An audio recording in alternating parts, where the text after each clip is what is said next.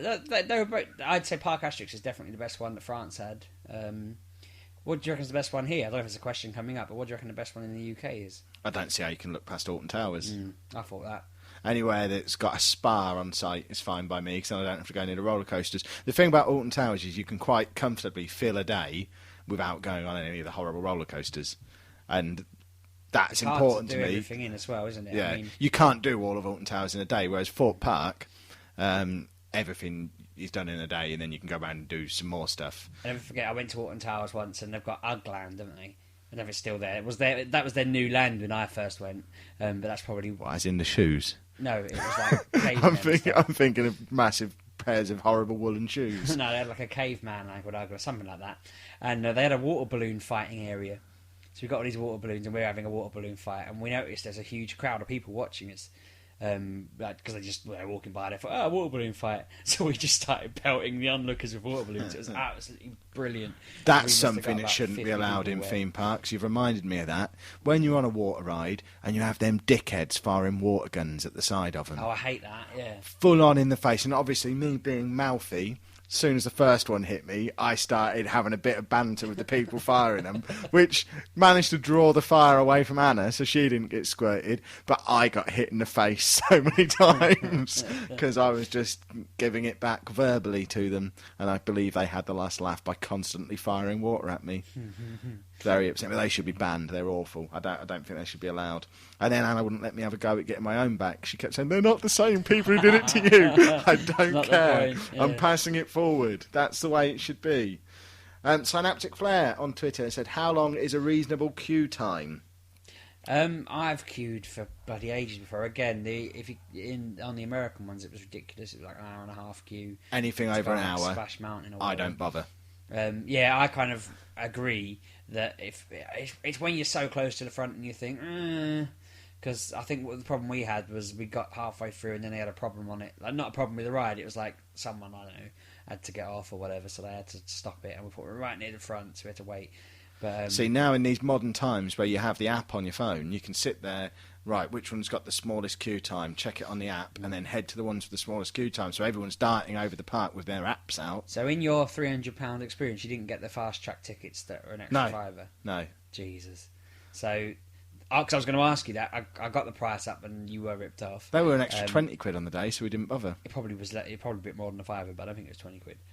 The point is, I thought maybe you'd done that. No. You forgot to mention. If we did, they didn't tell us about it. And we didn't take advantage of it. It probably turned out that's what we had. And because we never had to show the tickets to anyone, they never gave us our fast track passes. Perhaps we were supposed to go and use the park tickets to get into the park the next day. But we thought, we're already here. We've just had breakfast, sat next to a roller coaster. Why would we go out and join that queue and come back in again? Was it noisy sleeping next to a roller coaster? No, that was the bizarre thing. Bearing in mind it's just a storage container and we're in the Heathrow flight path there as well. Couldn't hear the planes, couldn't hear the rides, couldn't hear anything from in there. You open the door and you can hear planes going over and people screaming on the roller coasters. But no, was it nothing hot in there as well? No, it had air conditioning. Yeah. I was going to ask, I'm surprised they're using shipping containers for the BBC and for Fort Park's hotel. Why don't they just send a massive load of them over to Africa and build them all houses out of them? They shouldn't But then I thought maybe they're a bit hot. Air conditioning. Aircon in them, though, would they? Well, send these ones from Fort Park when they build the real hotel next year. That's it. But they should just bang a load of shipping containers all over Africa. Sorted. We've just solved world homelessness. Well done. Another question from Synaptic Flare. Did it always rain when you went with school? Did your school ever go to a theme park? No, neither did mine. The only closest thing my school ever did was we did this day. I don't know how this worked, but we did a day. You basically got a choice. You had like 150 things to pick. And I picked, for some reason, I don't even know why, bike, I don't bike, climb, I hate heights, sail, I don't sail, golf, I don't play golf, and somehow in that day it had go-karting and quasar and paintball, unless that was a different day and I've mushed two together. We went to something like that. There might have been 2 different years, actually, I'm thinking of, but they had these events in. It was all weird, but we did stuff like that. It was like it was the sort of place that would now be like a team building centre for a company to go to. We did something like that, so we never went to a theme park. The closest we ever got was going to Robin Hood Land in Nottingham, and we just all fired bows and arrows at each other all day and went for a walk in the woods. I have to shoot a teacher. But no, what kind of millionaire school do you have to go to get a trip to a theme park? Unless it's like, I don't know, business studies trip, and you have to figure out all the different prices of the salt and the salt on the chips and the drinks with the ice Maybe in. they should make a game out of that. We should make a game out of that. What should we call it? No idea. Ferris wheel tycoon. Exactly. Last question from Synaptic Flare. Ever been drunk at a theme park? Not at those bloody prices, no. And surely that makes it more likely you're going to vomit. I can see it being good fun. When we were outside our hotel, we were stood next to some people who were quite openly smoking a joint outside their hotel room, so they probably had an interesting experience. But no, never been drunk. Not for those prices, certainly. Couple more questions. This one's from Lee McElwain on Twitter. When will theme parks build a ride that the taller/fuller-figured people can fit in? Lee, personal question. How fat are you? I thought that. We're going to meet this man in a month, so we'll find out. But I fit on rides. Yeah, I fit on rides. I'm 6'2" and pushing 20 stone. How fat are you? It's an important question. There were a few. It was quite a tight squeeze. I got on one, and it really does press on the old bollocks a little bit. But no, I've not had a problem of not been able to fit on a ride. So once again, how fat are you, Lee? Another question from him.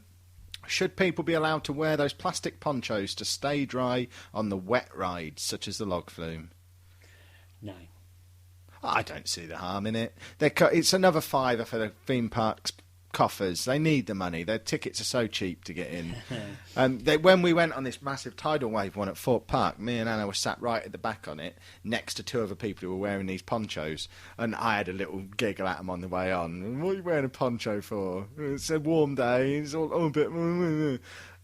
After we got off and I'm wringing out my shirt and it looks like I've wet myself, they just looked at me and giggled and shook their heads. The thing is, though, I mean, don't go on it. If you're worried about getting wet, don't go on it. The point of the ride is you're going to get wet, surely. Yeah. Go on the roller coaster that's dry. What I don't understand about that more than anything is how people plan the time of day that they're going to go on the wet rides. Because in my mind, there's two schools of thought for wet rides, and it depends on whether you're staying over. Because if you're just there on a day trip, you want to go on those wet rides first, so you have the rest of the day to dry off. Or, like us, you go on there from like 3 o'clock onwards on the Saturday with a view to go straight back to the room and getting changed. Who goes on the wet rides at 1:30? Depends if You're it's a hot weird. Day. If it's a hot day, or if there's those...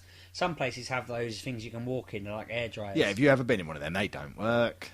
Again, I've been in them before. They do work. And I suppose it's because you don't have any hair to get dry. But what I notice is they don't even get your hair dry. I find you can't really go in them and dry your undies because people are watching through the door. So you only get dry on the outside, not on the inside. Interesting. Last question, and this one I'm asking because it confuses me. I deliberately not Googled it to find out where the question comes from. Bowser57 on Twitter. Did you ever go to the American Adventure Park? If not, is it because you're xenophobic? I didn't get that one either. I don't get I'm assuming that's a gag, maybe. I don't get the gag. Or is there just something about American Adventure that we should know about? Because I know it's closed down, because this was the one that was near Nottingham a long time ago, I believe. And no, I didn't ever go there, because I heard it was a bit shit. But is there something we should know? Are you speed Googling it now? Is that what's happening? No, I'm actually looking for a question I thought was in there that I'd thought of an answer to. I swear somebody asked us if you could make any theme park in the world, any sort of theme or whatever, what would it be? And this is a question from RB6K on Twitter. Yeah, go on. So what would it be? What would you do if you could pick a theme for a theme park and have that? Video games. And I tell you why I say that, not just because I'm a game nerd. What is the ride called that I saw at the weekend? Oh God, I feel Swarm at Fort Park. Yeah. It's basically like walking around a post-apocalyptic wasteland. And bear in mind, I'd just finished playing The Last of Us.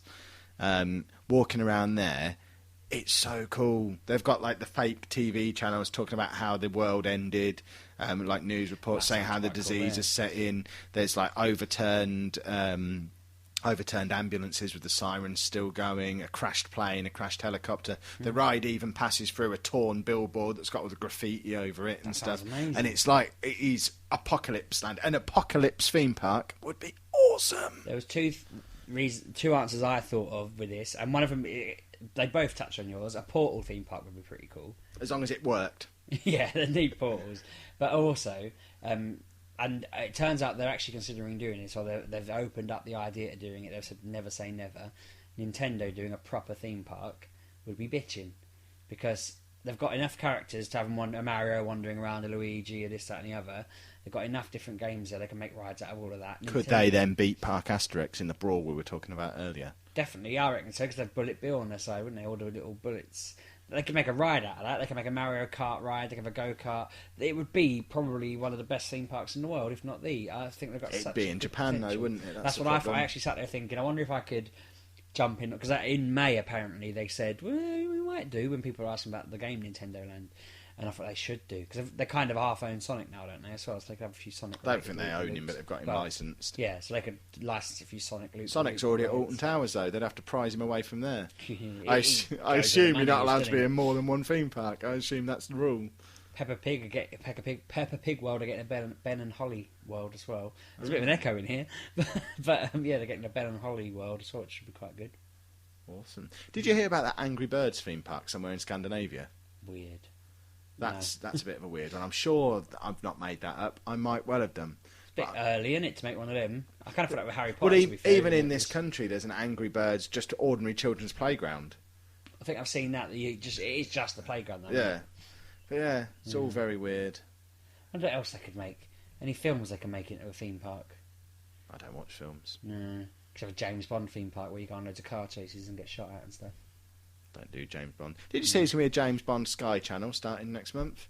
Which is just going to be James Bond films. There's surely not enough. There's enough for them to play them over a week, maybe, and that's that. Well, I don't know how long this channel's going to exist for, but if you're like me and you've only ever seen the one James Bond film that came free to PlayStation 3, I'm thinking, is it worth me watching? Should I watch some James Bond films? I'd probably watch them out of boredom if I've got the channel.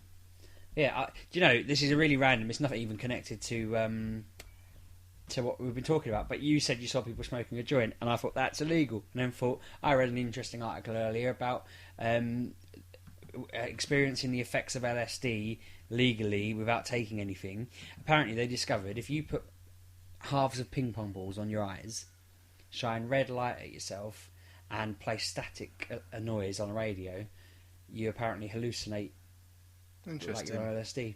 And it just, apparently is mental. Well, that's what we'll be doing next week. This week we tried molasses. Next week we get sheepdog high.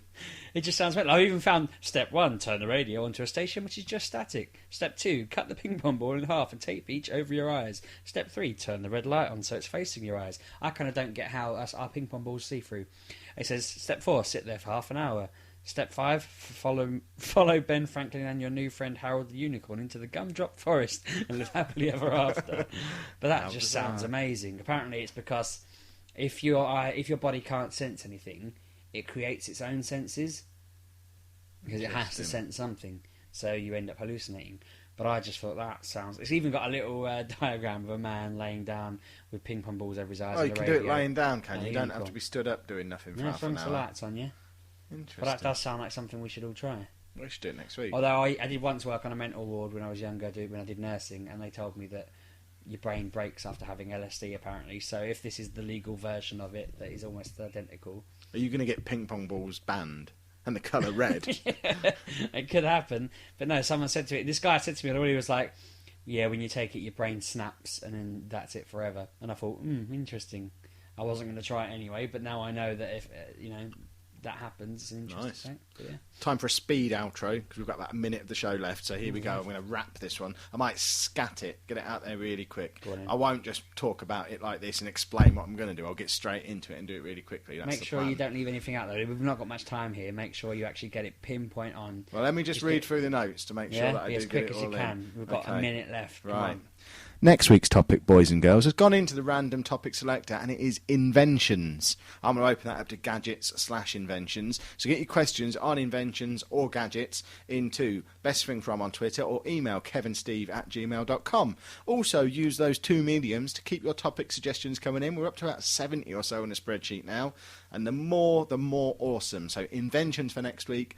Questions on there sent to us, but also get your topic suggestions coming in as well. You can follow me on Twitter. I'm at Lalujo, and that's all we've got time for. I'm at RB6K. No, we've got no time for that. Disregard that. It was outside of the time limit. Listen to us on Mature Gamer Podcast, or listen to Mature Gamer Bits and PCs, or Mature Gamer Night Shift. Only if you like games, though, because none of them are about theme parks like what we are. But yeah, inventions next week. That's going to be a weird one. It should be quite cool. I'm going to be thinking all week of what I wish it existed. Shall we invent something?